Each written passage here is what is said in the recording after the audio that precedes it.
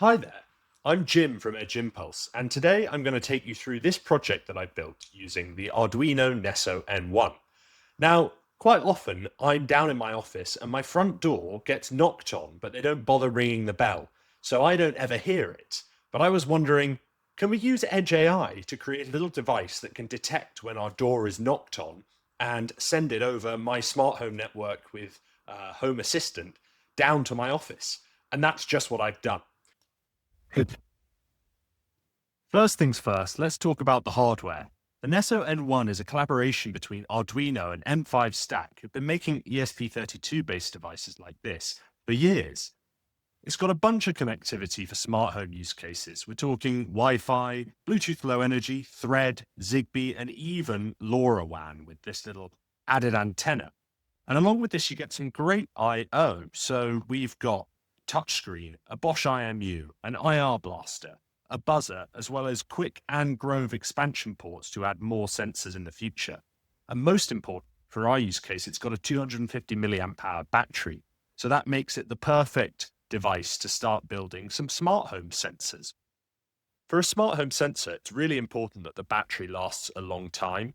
This has a 250 milliamp hour battery built in, and I want to be able to just stick it on my door and forget about it for a few months.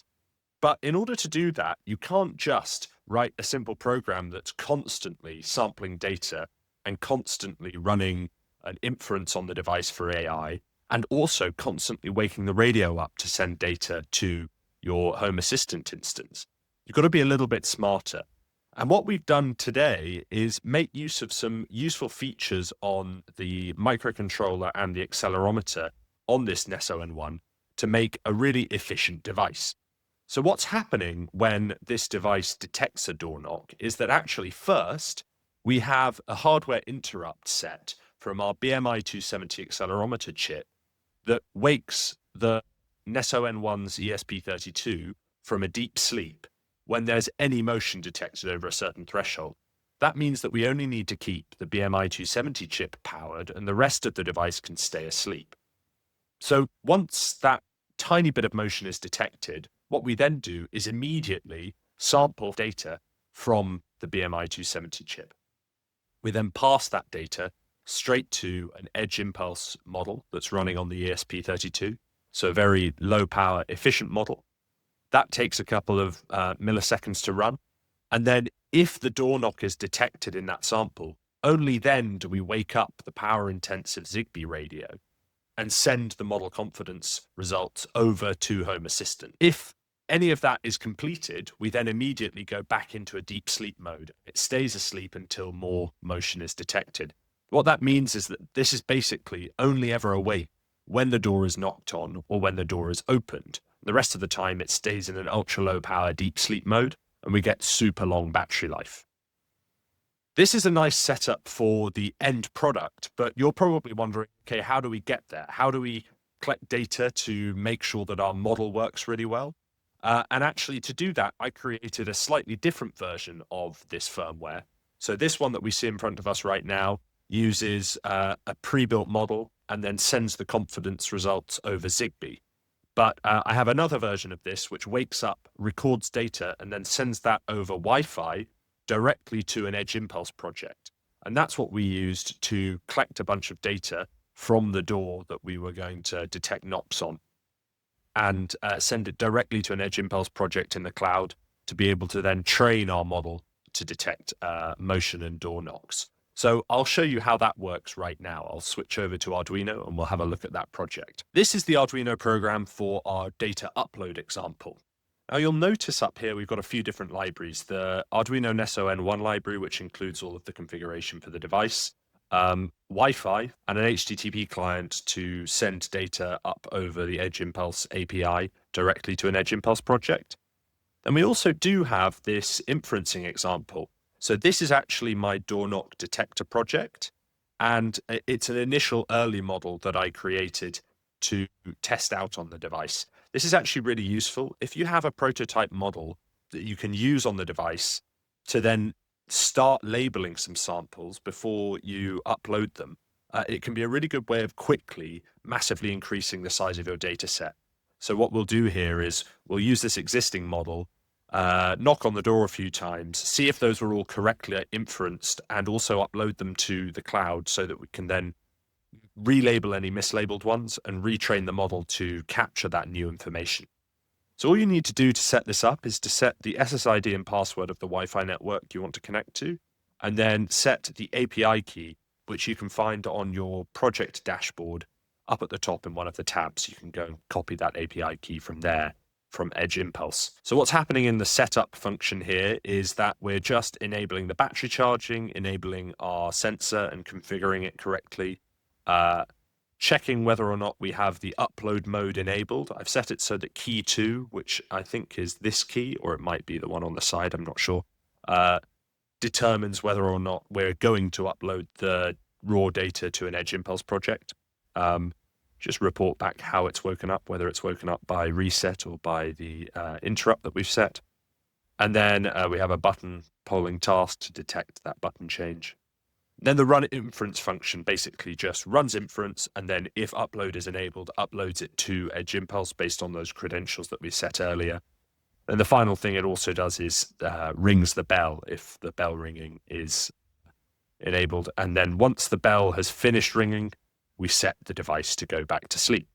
And then it just stays asleep. So it's really very simple. What I'm going to do now is set up a little example. I'll put it on the door, set it up to send some data up to Edge Impulse, and we'll screen record at the same time. And hopefully you'll see I'll knock on the door, it'll wake the device up, record a sample, and upload it to my Edge Impulse project. And you'll see how that kind of continuous improvement loop might look.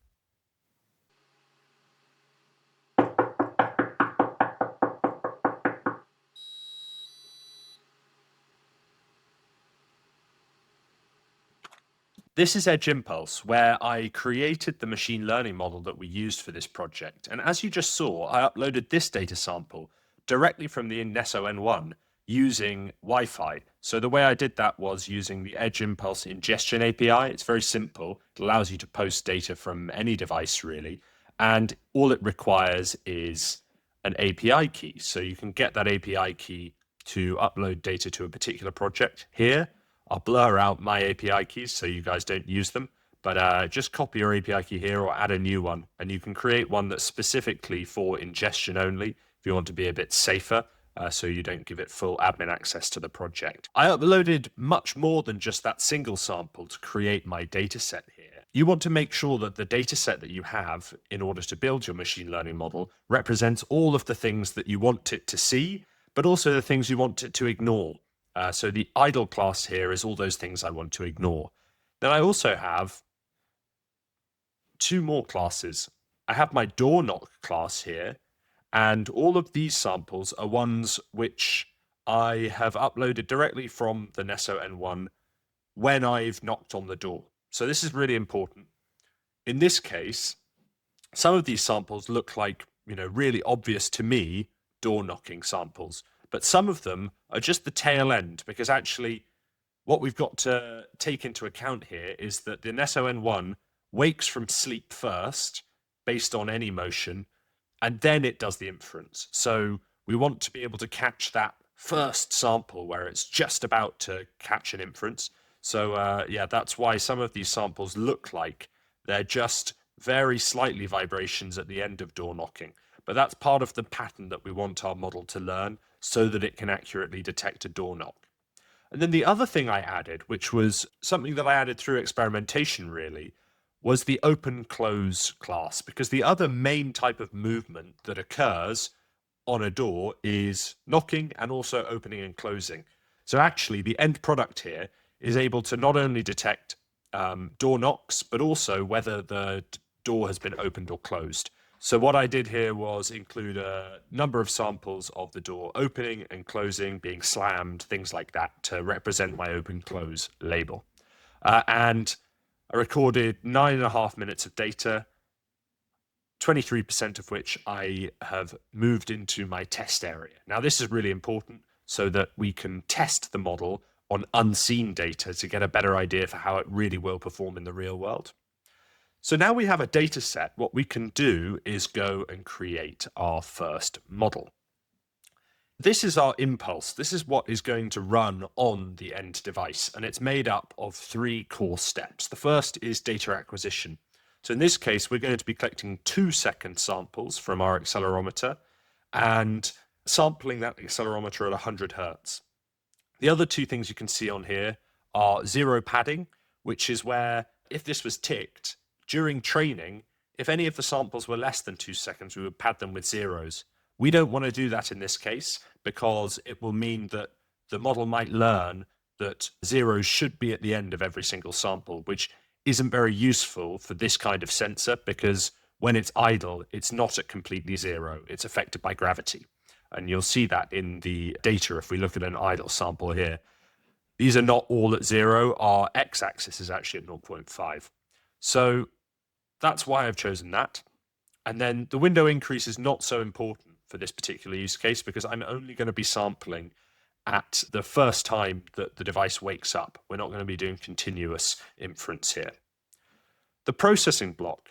I've chosen a spectral analysis processing block here, which basically takes a time series piece of data and extracts the frequency components of that data. That's really useful in this case because knocking on the door is frequency based, it's a vibration.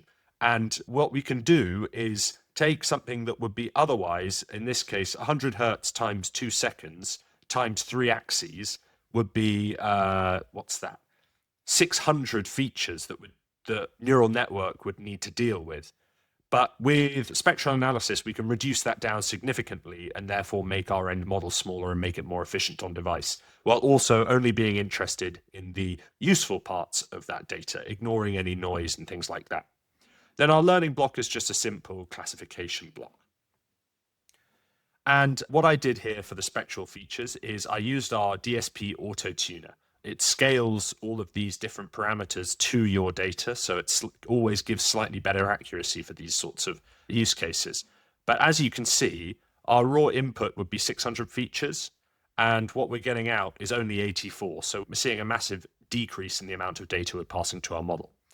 And when we've generated the features, we get this nice feature explorer, which gives us an idea of the separation between the classes in our data set. So you can see that idle is really clearly sort of separated there. And our open-close samples are quite well separated, and then so are our door knocks. There are a couple of samples that are kind of looking erroneous here. So if we have very poor on-device performance, we might want to take a look at that.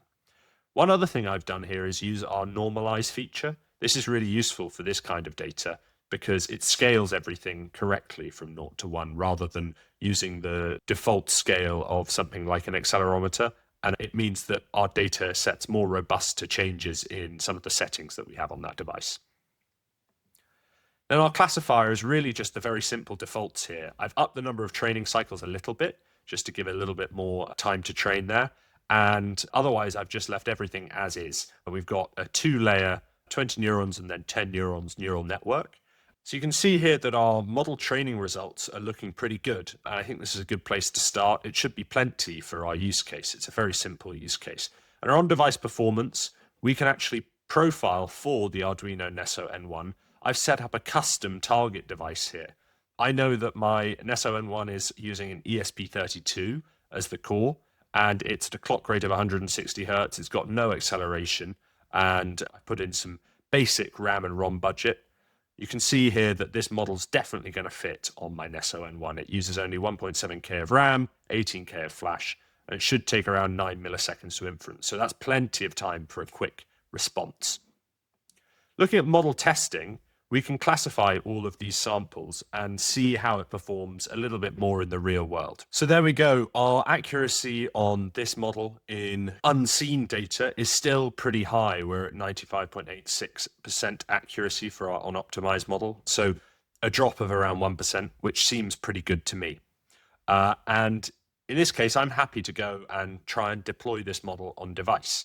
So if we hit deployment, there are a bunch of different options for deployment targets with Edge Impulse, but in this case, we're working with an Arduino microcontroller-based device, so we can use the Arduino library. It makes it very easy to get started. And I'm going to use the unitized version of the model to save a little bit of time, and our Eon compiler. So if I just click Build, what this will do in the background is take our neural network, compile it using Edge Impulse's Eon compiler into a C++ library, and then that will then be converted into an Arduino library that's compatible with our board here. There we go. We've built the Arduino library very quickly, and you can see there that we've got a very simple way to include that library in an Arduino sketch. So let's head over to Arduino now and have a look at how we've done that and the Zigbee version of our Arduino program for the Nesso N1. This is the final program that I used to create my end device. What's going on here is it's functionally the same as the Wi-Fi uploading program. It still wakes up, performs an inference, collects some data, and then reports back the results. But rather than sending the raw data up to Edge Impulse, it sends the inference results, so the confidence of the door knocking score and the confidence of the open or close score, over Zigbee to my Home Assistant instance. But if we have a look at my setup function, we can see that when the first boot occurs, what we go and do is we configure our motion wake source, we enable the battery, and then we create a Zigbee temperature sensor. Now, this might be a little bit peculiar because obviously we're not sensing temperature. We're sensing whether a door knock has occurred or whether a door open or close has occurred. This is a technical restriction that I came across when I was developing this. Basically, there are a number of different examples in the ESP32 library for different Zigbee sensors. Not all of these are supported by every Zigbee router. So the Zigbee router I'm using, the Zigbee hub I'm using, wasn't able to use the multi-state input-output example. It couldn't read any of those sensors, nor could it read something like a contact switch, which would kind of be the most equivalent. That's the sort of thing you put on a door to detect whether it's open or closed. So I had to get a little bit creative. The one it was able to read was a temperature and humidity sensor. And luckily there was this sample which also showed how to create a temperature humidity sensor that used deep sleep mode. So I used that as kind of the basis for this particular example program I've made. So what we do is we create a temperature sensor to store one of the values. So for example, door knock, and we have a humidity sensor to store the other result, the open close confidence. We set the range from 0 to 100, so a percentage score, and then post it over Zigbee to my Zigbee hub as a temperature and humidity value. Then in Home Assistant, what I can do is just adjust the names of those temperature and humidity sensors to be door knock or door open, and set my thresholds and do all the automation on that end. So yeah, what's happening is the device wakes up, it sets those values to 0, runs inference, updates those values to whatever they come out as, leaves it like that for a couple of seconds so that the Home Assistant can get caught up, and then sets them back to 0 and goes back to sleep, as we showed in the diagram earlier. So there we go. That's the full program, and I'll share the source code for this in the description so you can have a play around with it yourself. But basically, it's very simple. You can bring your own inferencing library if you want to, or you can use the one that I've got here. It should work for most doors. I've tried it on a couple of different doors. So then let's head over into Home Assistant and see how this is set up over there. So here I am in Home Assistant. You can see I knocked on the door there, and the result came through as a percentage value on my door knock sensor, which is our sort of spoofed humidity sensor there. And if I open the door, hopefully you'll see that on the door open sensor.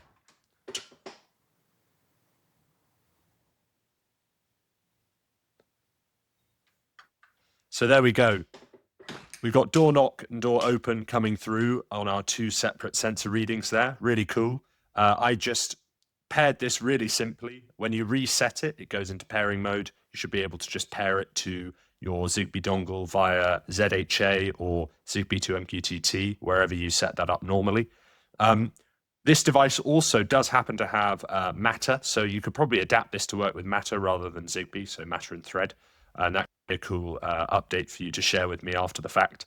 So I hope that's been an interesting overview of a more advanced use case with the Nesso N1, taking advantage of its ultra-low power modes, some of the smart home functionality and the features around Zigbee, as well as implementing a real-world useful Edge AI model onto this tiny microcontroller. I'm Jim from Edge Impulse, and Edge Impulse is free to use today. You can sign up for free and play around with building your own sensor-based models or image models. So I recommend you go and check that out. And stay tuned on our YouTube channel for even more cool smart home content, Edge AI content, stuff like that coming very soon. Thanks very much for watching. These are available on the Arduino shop or a bunch of different major electronics retailers. Really recommend picking a couple up. They're really fun little devices. I'll see you in the next one. Thanks very much. Goodbye.